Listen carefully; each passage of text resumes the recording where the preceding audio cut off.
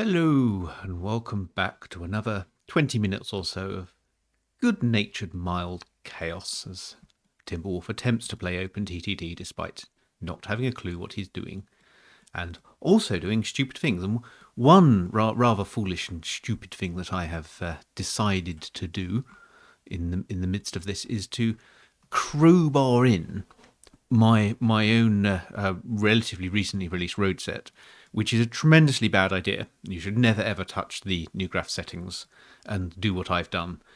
I kind of looked at it and thought, oh well, I'll probably get away with it, and it'll make for interesting video when this save game corrupts itself in sort of 20 years' time, and I have to fix it.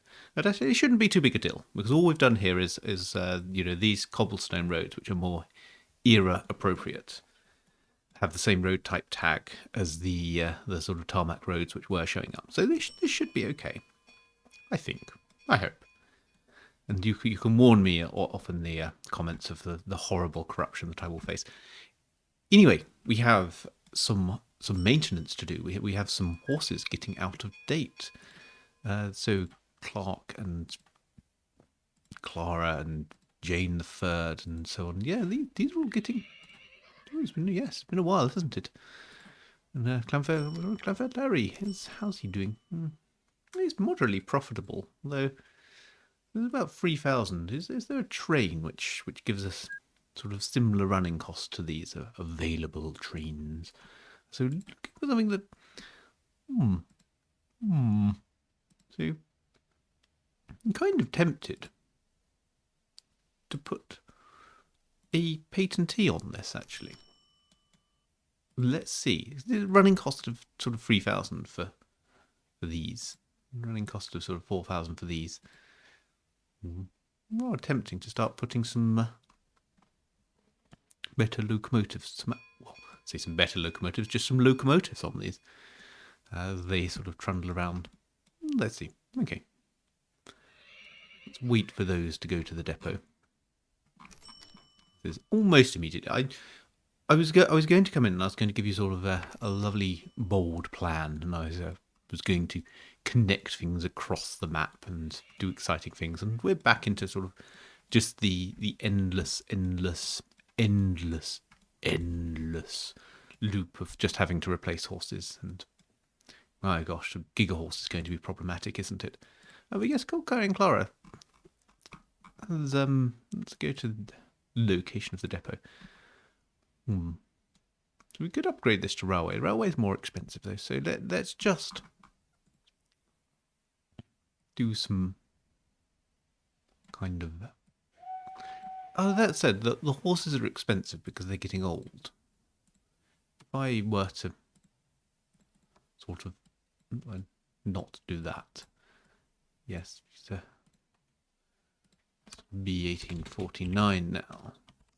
So let's go for that.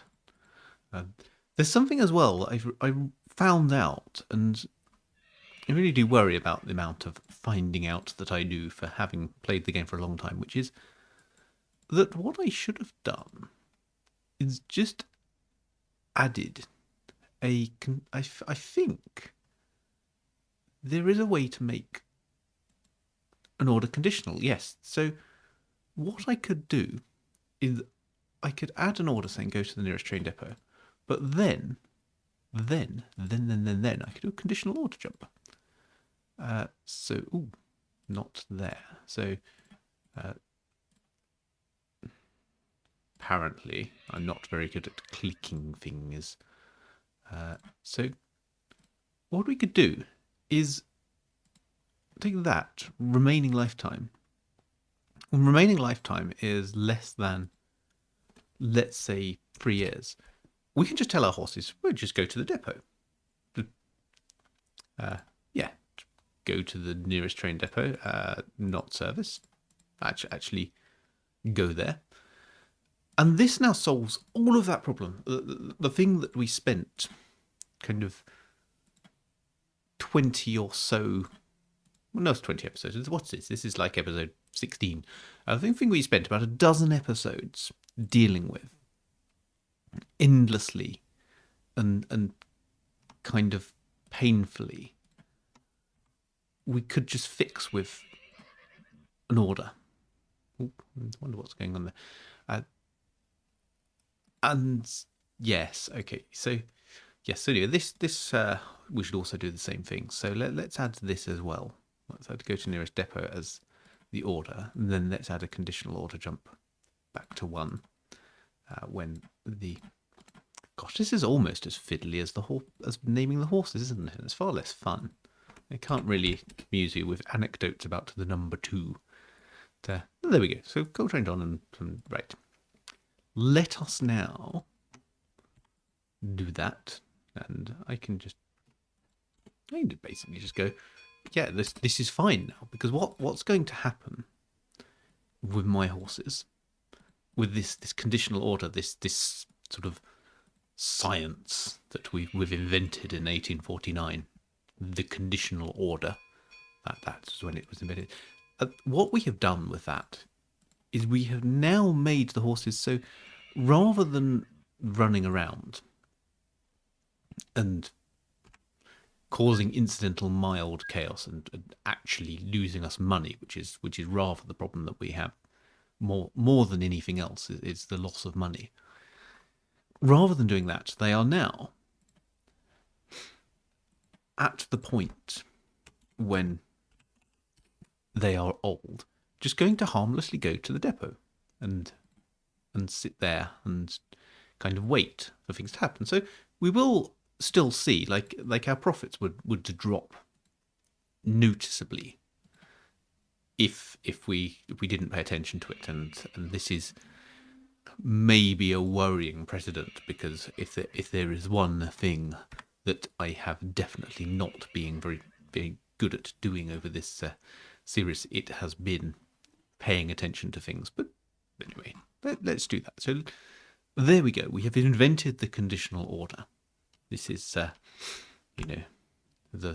mighty cog empire of Charles Babbage is lining up, ready to produce steam-powered computing devices, and in fact, horse-powered computing devices to handle this conditional order system for us. Okay, that's enough nonsense over there. We are doing, even having had to replace those horses, even with that sort of predictable operating expense, which still seems to have kind of thrown me. We are doing okay. We're making money. We're still being caught up by this AI. So what can we do? What can we do with that? Well, we had a bold plan of connecting across the map this Leicester Woods, which wants limestone. And we wanted to connect it up to our kind of limestone mine over here, which does lots and lots of limestoning. 675 tons, and we're not really taking advantage of that. So let's start doing that. Let's start taking advantage of that. So let me go and build things. So let's start with this. I think it should be railway. Let's have a look at these available trains and see what we've got. So Copper Knob, this is railway, is 32. Oh yeah, yes, we see things. We're actually getting quite high tractive effort there. So I think Copper Knobs should be quite good for this. So anyway, let's start off with a nice simple line. So almost just one track with passing places, the kind of thing that we had done before. So let's 1x5 maybe. Okay, so let's think about this. So let's go zooming off through here. Now, this is somewhat... Maybe I shouldn't have gone zooming off through there, because if we look at the terrain, we need to keep this flat still. So how do we get this flat? So looking at this, there's a few options and places we could go, but actually we should probably peel off to the left. Let's do that. So let's wander off to the left here. And so what I'm doing here is I'm trying to avoid having to either climb a hill, which will not be very good for us, or terraform too much, or, and here's another interesting thing at this stage of the game, or have too much time spent in tunnels. And this isn't just because tunnels are expensive, though that does factor in. But the alternative tunnel is as a cutting, which is even more of a sort of, throwing money into shoveling things around. No, it's because the tunnels have, when you're inside a tunnel in OpenTTD, you have a different amount of air resistance. It models the fact that when you're in a tunnel, you have to push more air out of the way as a train, or not push more air out of the way, but it's kind of, I'm going to explain this. It's sort of more. There are fewer places for it to go in a tunnel. It's sort of air being pushed out of the way. I don't know. Yes, is it? You end up with this sort of. You have to push this kind of big piston of it around rather than just sort of letting it disperse. It doesn't kind of disperse neatly into for rock tunnel walls. That doesn't happen. And this kind of thing, this is modelled, and so you will see, especially with early vehicles that are not very powerful, they will slow down in the tunnel because they can't push the enormous column of air out the way. So this is something to be aware of: is to avoid tunnels, avoid terraforming, avoid climbing hills, basically just avoid building railway. But anyway, so we've got through here, and another thing that I've avoided, that I should have mentioned, is clearing that water. And there's two reasons for that. One, which is the very practical reason, is it's catastrophically expensive to do so.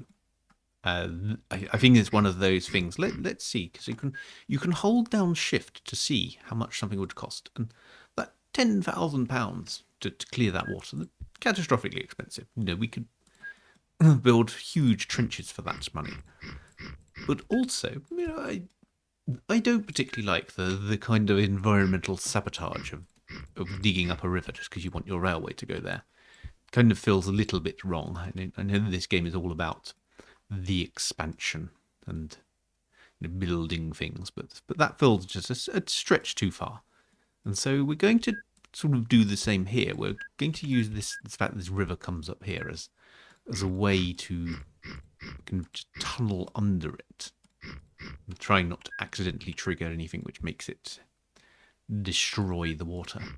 So there we go. So let's bring this round to here, and looking to kind of, I do have another river to get past here. In fact, it may be easiest rather than doing that. I'm going to keep my existing trench. I'm going to let this come up here. Digger cutting up to here. Rather costing us rather a bit, isn't it? I wonder if there's some network tragedy going on that I'm not paying attention to that's going to suddenly... there we go. Okay, so that can come up there. Then we can one more tunnel. It shouldn't harm us too much. And then this can come up sort of by the coastline nicely. Sort of, there's a depot there that's going to be slightly in the way, so let's pop that there, and then we can have some railway. Which, yes, there we go. That will be fine. Let's also convert that. So this is going to need to be some gigahorse issues. No, that's fine. Gigahorses and megahorses. They're not doing that well. That's not doing amazingly, is it? These are so cheap to run. These multi-headed horses.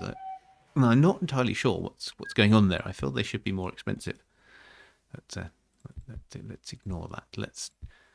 Let's just enjoy that little exploit. I think if I were to sort of surmise something on it, it's probably related to the fact their running cost is so low. And it does weird things when you're trying to combine them. But we now have a rather circuitous, but a railway that goes from our sort of super limestone mine, very productive limestone mine, all the way up there. So now let's build the copper knob that we wanted to build. And then some flat wagons. And I think we may also, so what's copper knob? Copper knob is 40, in fact. So we can also build a brake wagon, which gives us a speed boost. So this, I think, will bring us up to regulation about 38 miles an hour. Hopefully. On the flat. We hope that this vehicle will be fast enough. So, yes. So I'm going to make this the limestone courier. That's what that can be. So there we go. Do that, and let's create the group for that as well if we hadn't already. Let's pop that in there. So limestone, yeah. Oh yes, so limestone. Let's create a separate group for gigahorse. That was, well, that's a, yes, it was a good invention. That makes quite a bit of money for us. That. So yes, and then the limestone courier can come down here. These copper knobs, what do? They're doing engineering supplies, aren't they? So they can go into that group there. What do the lions do? The lions do the coal, don't they? They're the not amazingly profitable coal trains. They do New Rock coal. Let's pop those in there. I think that's about right. So, okay, so this is now hopefully. No. Have I failed? Yes. You're not going to find much aluminium there. That's not really going to happen. And wasn't I just earlier saying I was going to do something that required me to pay attention to things that happened? That's not going to go well, is it? Right, so let's see if we can make some money from limestone. Why can't I put limestone in here? Oh! That was foolish. This is not a flat wagon that it needs. It needs an open wagon. Right, let's fix that. Fix that stupidity. And actually, I'm just... Oh, no, that's fine. That's engineering supplies, so that's fine. So I'm going to put some open wagons. Then I'm going to refit this. So now I can get limestone. 120 tons, that's probably about right. I mean, that's not that much production. But let's see how this goes, how fast it can go. Because we can always put more on if we think that if we feel that there is more cargo to be carried, and that this size of train, is a nice balance between making money and going fast and all of the other attributes that we want from a train. So let's see how that fills up now. There we go. That sort of loading.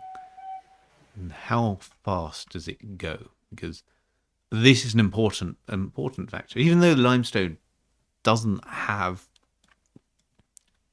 sort of too much of a drop off for being delivered slowly, we still would be good if our train can get up to a decent speed. So it's reaching above 31. So its top speed is 35, which I think is 30 for the open wagons, and then the speed boost from the brake wagon that it has at the end. So 31 is a sort of a sign that we're a little bit overloaded. We're not too overloaded, but it's still a little bit on the way to overloading.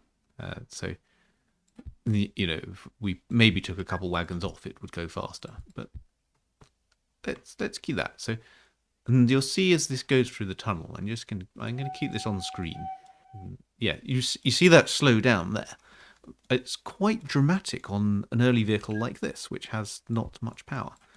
So I'm going to just pull this up here. So there we go. So we just have a little track with a couple passing places. Let's do the similar sort of thing up here. Ooh, limestone. Ooh, that's bad. Oh no, it's lost and this is the same reason that I always talk about with signals. Lost because it had reserved a path early on. And when I put that signal in, it affected the path that the limestone courier had reserved. And what happened there was the limestone courier said, well, hang on, now I have a path which has a one-way signal in it that I can't pass. And so it said, no, I'm lost. I don't know what I'm doing. But actually it does. Okay. Here we go. 31 miles an hour. That was a huge load of limestone. That's quite good. That's working. And we have a small problem here, which is that limestone is absolutely piling up.